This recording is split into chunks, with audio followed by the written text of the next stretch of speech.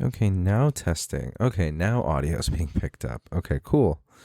Second time's the charm. So this is the next episode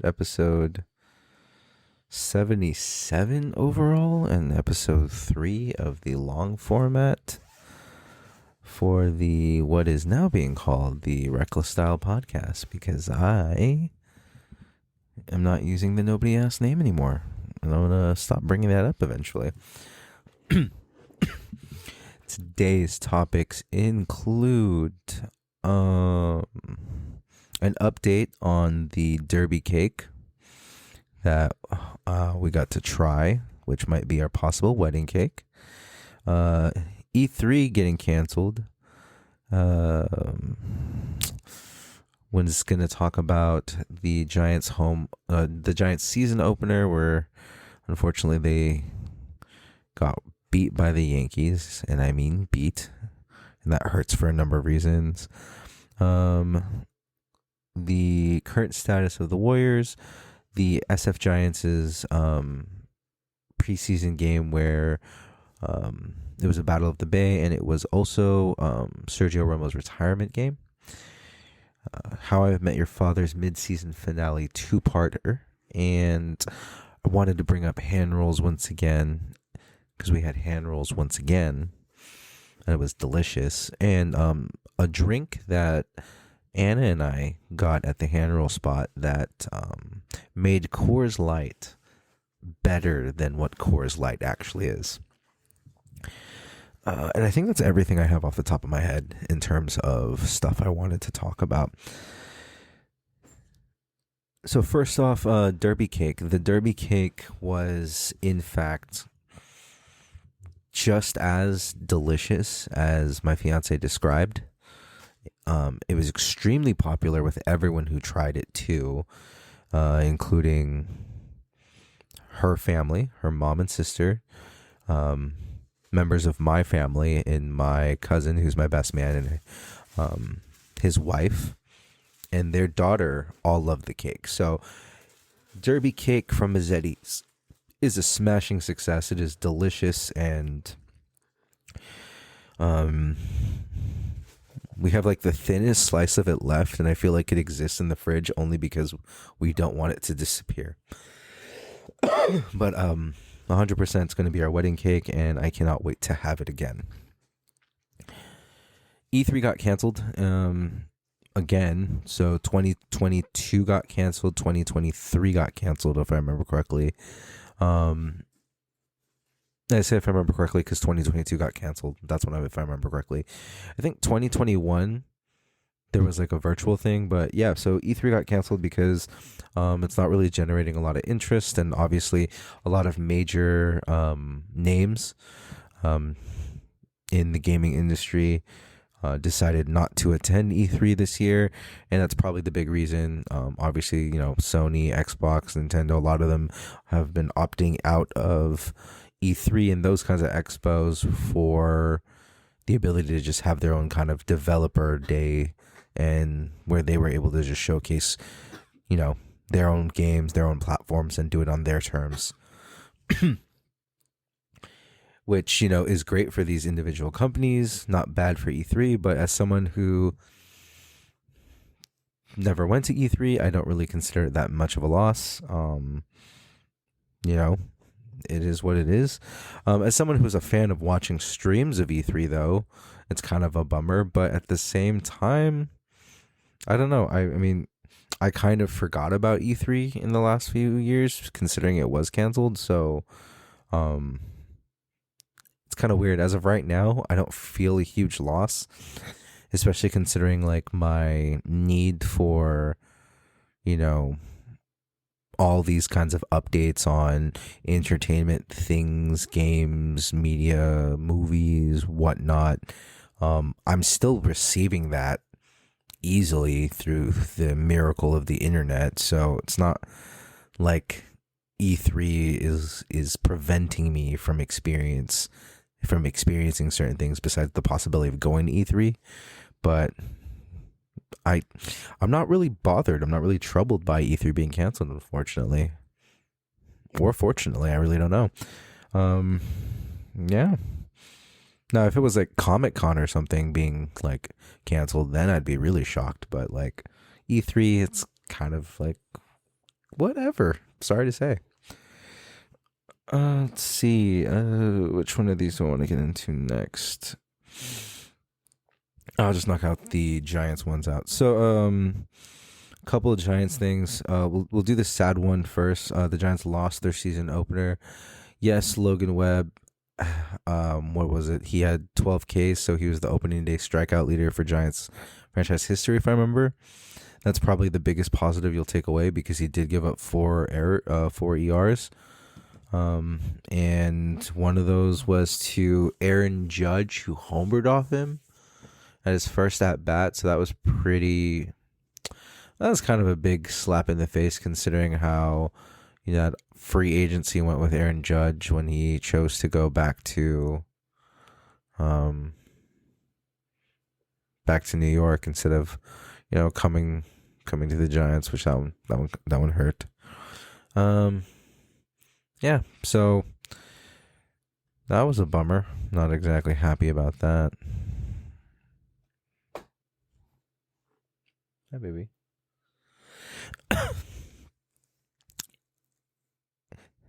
A more light-hearted and heartwarming topic.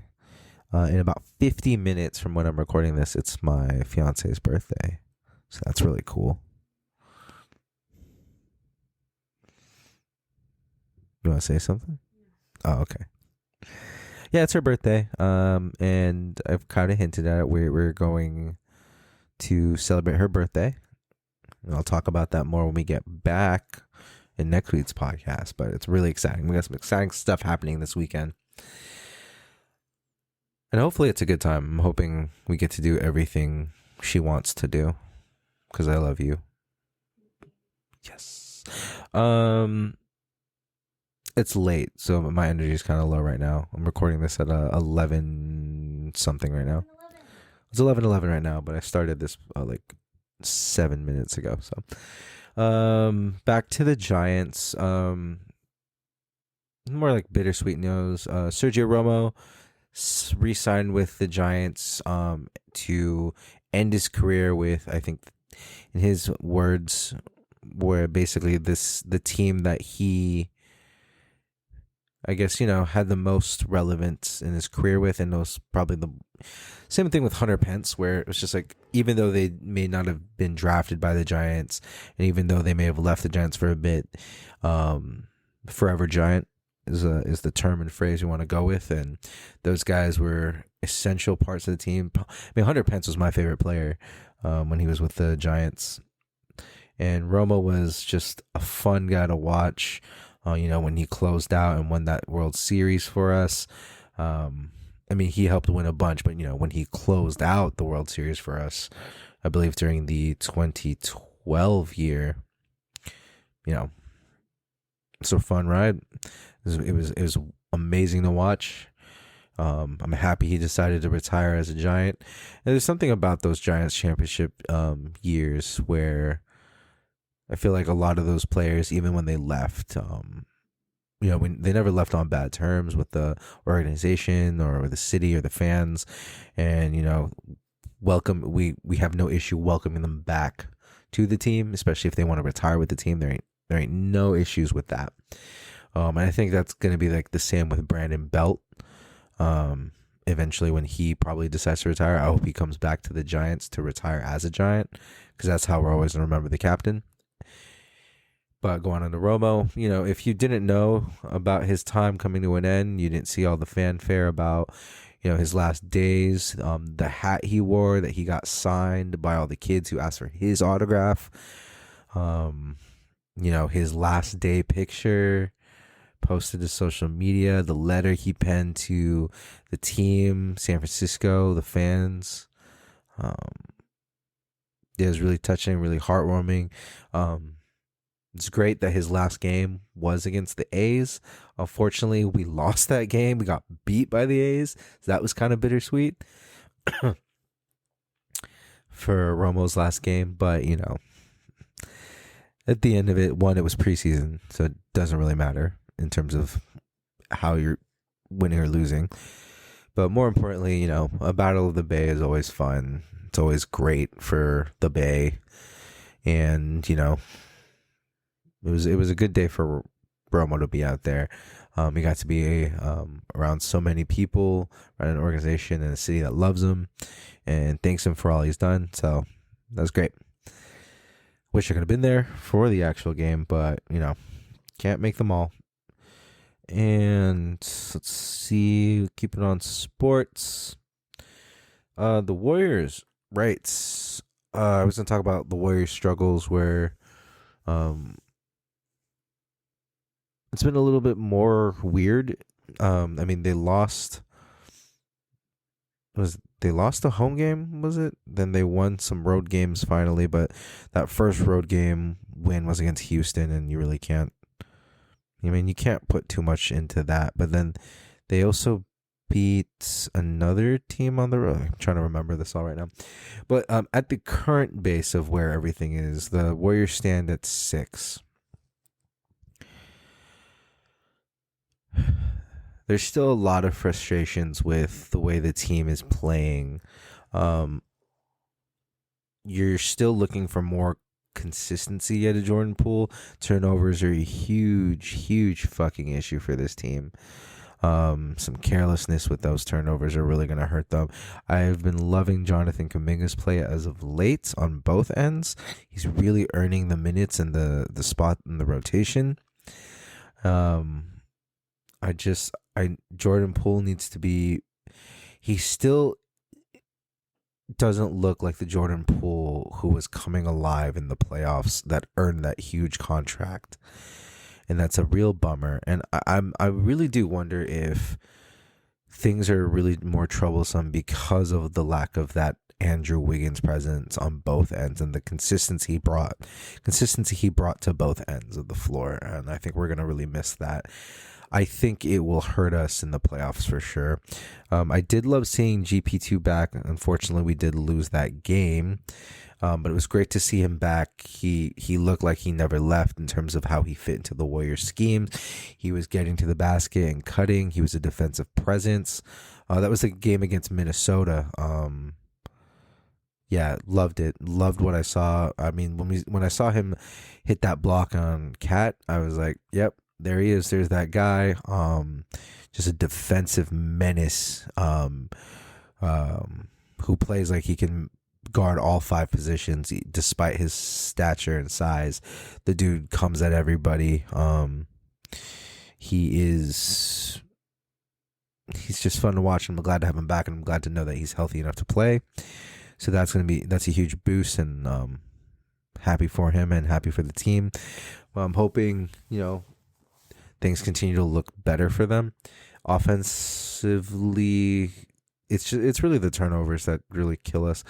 I also felt at a time we were jacking up a lot of. We're the best 3 shooting team, is what I've been told.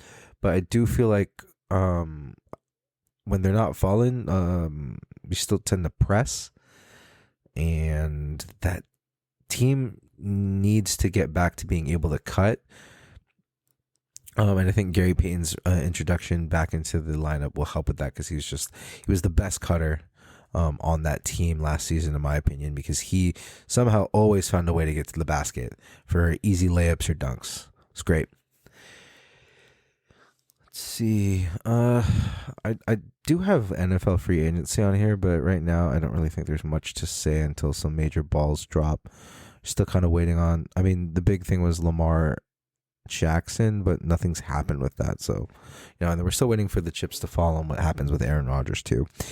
But I did mention the How I Met Your Father midseason finale. I was really excited about that last week, and the week before, because Hulu listed, when the next episodes were coming out, and I did notice that there were 2 episodes for the last release before the midseason finale, and I believe it's going to be a midseason break. Excuse me. That was exciting. It was a fun 2 episodes.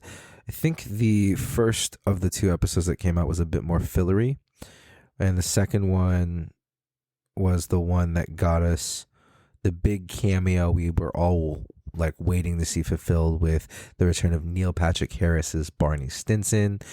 Um, my fiance and I thought it started out a little weird, but it really picked up when, and it got better when he, actually had the heart to heart moment.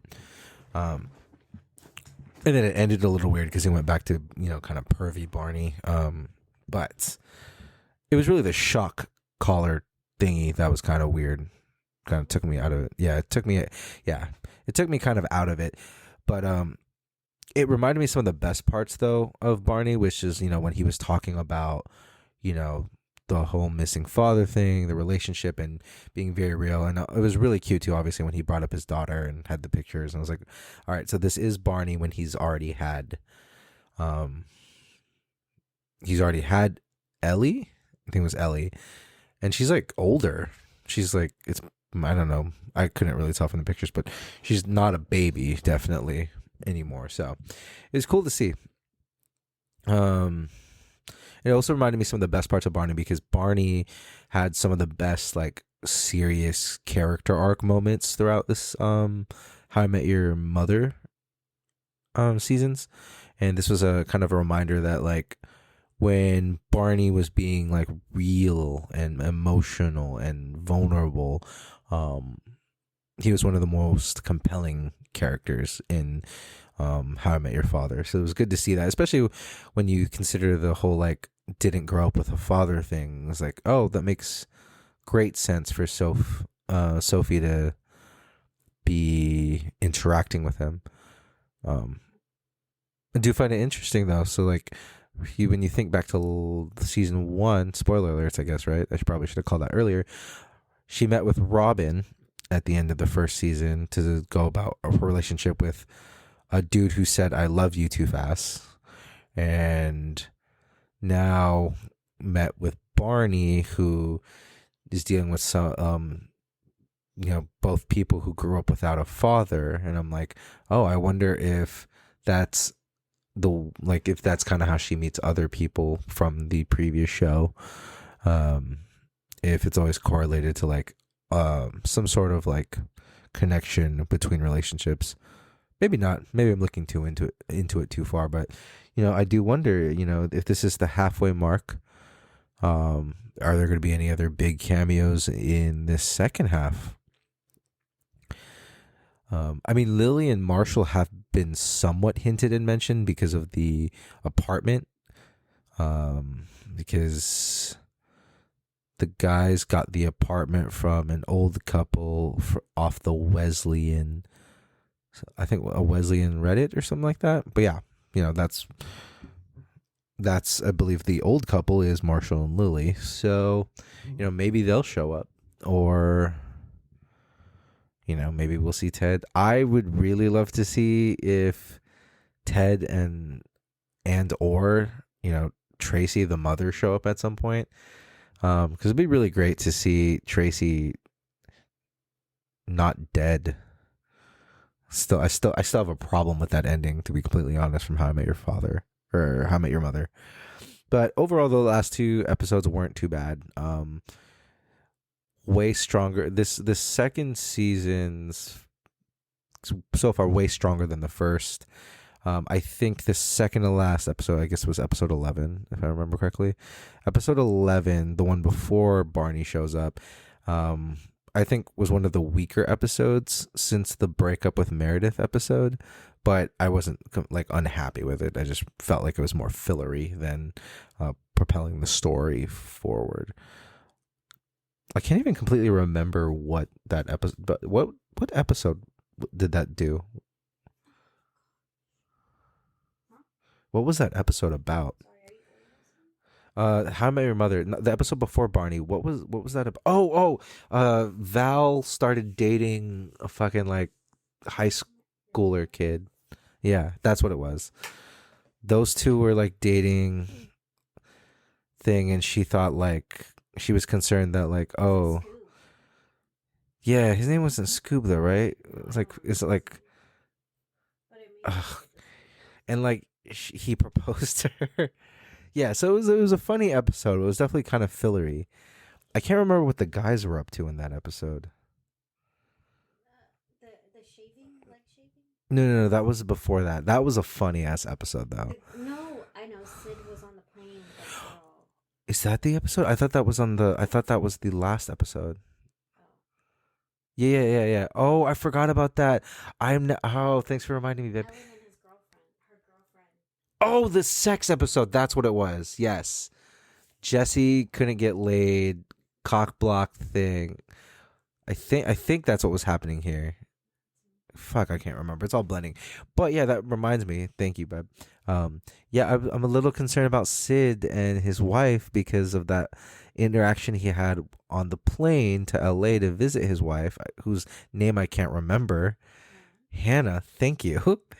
To visit Hannah, and then you're a little concerned because like Sid met someone who is going through the same thing with her boyfriend, where it's a long distance relationship and it's really rough and it sucks, and they connected, and I hope it doesn't become a problem because it would be really sad if like Sid and Hannah break up, and it's like you don't want that for them, but we'll see. I mean, that seed is planted, especially when it was like Sid got a social media follow from the girl on the plane, and one, I'm like, how the hell did she find him, anyways?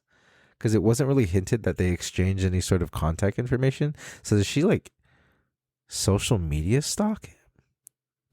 I think I'm reading too much into it, but it's just kind of curious. But also, like when he first got to Hannah's door, he was kind of like not really invested in that moment and a little aloof. And then the only hint of real emotion from him was like when he smiled after he saw that the random plain woman followed him. So followed him on like social media. So, it's interesting, and I'm a little concerned, but I think it'll be fine in the long run. Maybe we'll see. There's a whole nother half, and I'm more concerned about which original How I Met Your Mother character is going to cameo. I want to see Ranjit. I want to know he's doing okay. He's supposed to be rich now. Owns the limo company. We have yet to continue catching up on The Last of Us. It's a lot of work, okay? It's a lot of time, and it's a lot of emotional investment to get into that again. Right, so hand rolls revisited because we went to another hand roll place. We had a double date. We've tried Taki Nori, and it was delicious. And I honestly was thinking it might not be as good as Hand Roll Project, and we unanimously agreed that it was better, right? Yes. Simply because they're simple rolls where it's literally just, warm sushi rice, a piece of nori, and like just raw, sushi grade fish. They were delicious. And I actually thought Hand Roll Project was expensive. This place was easily way more expensive. When we actually broke down the costs per roll, way more expensive, but overall more in line with how we like our hand rolls, and just overall just a lot better options in terms of variety. They had a lot more rolls available. They also had appetizers, which were pretty good, but in general it was just a lot more options, and just really good quality. Actually, I was surprised that the quality was as good as it was, because I thought it was gonna be kind of low bar. But with that being said, we got a drink there kind of on a whim, and it was mostly because of me, because I was just curious, and I thought, why the fuck not? It's called a Taki Bomb there, which is Coors Light with a shot of yuzu liquor. So they serve the Coors Light in a pretty small glass, to be honest, and then they serve the yuzu liqueur to you in like a little shot glass. And you treat it like a bomb. If you've never had like a Jaeger bomb or something like that, or an Irish car bomb, normally you would drop the shot glass into your beer glass and then drink that as fast as you can. We felt like this wasn't an appropriate place. A sushi bar kind of place was not the right environment to drop the shot, but I decided to just pour the yuzu liqueur into the Coors Light and then drink it like that. A little less rowdy of a way to do it, but let me tell you, that was delicious. Even Anna, who isn't the biggest fan of beer, and Coors Light is not like a beer that you are drinking because you enjoy beer. You drink Coors Light because it's cheap. It's basically water. It's a great beer pong beer, like that kind of beer, good for drinking games beer. But with the yuzu liqueur, it was actually very good. I was shocked. Anna was drinking her beer faster than I was with the yuzu liqueur in it, and that never happens. And I would have ordered more, but I don't think getting fucked up was the vibe for that particular meal. But it was delicious, and I would absolutely buy yuzu liqueur to just add to beer, because yuzu makes everything better. Is something Anna and I've learned. We like yuzu. If yuzu is going to be on it, we get some yuzu, the poke that was yuzu hamachi. Yeah, so we got some hamachi. It was a poke bowl. It's really fucking expensive, to be honest. It was like $20+ for that, but it was delicious. And the hamachi was like, I guess, marinated or soaked in yuzu, and that was so fucking good. Yuzu is great. If you don't use yuzu, you should use yuzu. If you do anything with citrus, give yuzu a shot. But I think yuzu is actually pretty expensive, if I remember correctly. That was my major topics, and I don't really know if I have anything else, but let me double check. Let's do I have anything else in the world that I could possibly talk about? I don't like to get into politics, so I'm definitely not going to go into that.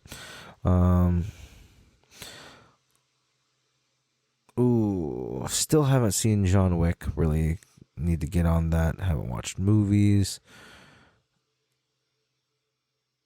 Oh, what? That's sad news. Another member of LFO died. Brian Gillis. So Brad Fischetti is the only surviving bandmate, the only person left from LFO. Well, that's really sad. Oh, that's really sad news. I remember another one of the band members passed away from, I forgot what it was. Oh yeah, Cronin died. Yeah, they disbanded because Cronin died from leukemia. That was really sad.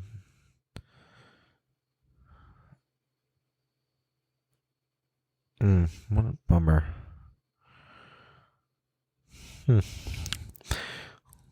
Went for looking for news, but I didn't want sad news. Daniel Radcliffe's having a baby. That's crazy. I forgot about that. I remember reading an article about how it makes people feel old. And I'm like, yeah, that happens a lot to me right now. A lot of things are happening that make me feel old. Oh.